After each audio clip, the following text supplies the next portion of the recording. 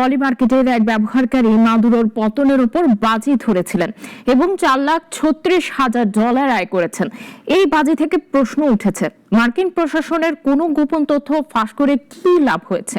আইন প্রণেতারা এখন বিষয়টি নিয়ে তদন্ত শুরু করেছেন।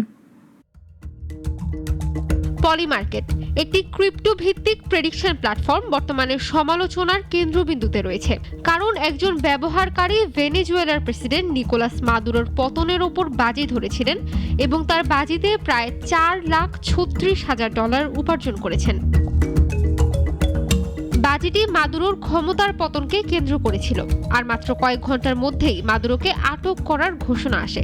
এই ঘটনায় প্রশ্ন উঠেছে, কেউ কি মার্কিন প্রশাসনের গোপন তথ্য ফাঁস করে লাভ করছেন?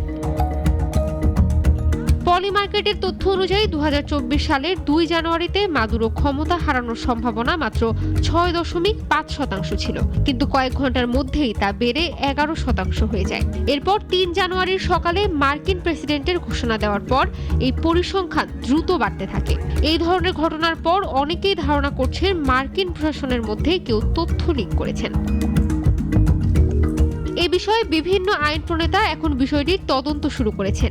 নিউ ইয়র্কের ডেমোক্রেট কংগ্রেসম্যান রিচি টোরেস একটি বিল উপস্থাপন করেছেন, যা সরকারি কর্মকর্তাদের প্রেডিকশন মার্কেটে ট্রেড করা থেকে বিরত রাখতে চায়। পলি মার্কেট সহ অন্যান্য প্ল্যাটফর্মের জনপ্রিয়তা বাড়ার সাথে সাথে এই ধরনের ঘটনা বাড়তে পারে, যা সমাজে নতুন ধরনের বিতর্ক সৃষ্টি করছে। ঈশ্বর জাহান, নাগরিক।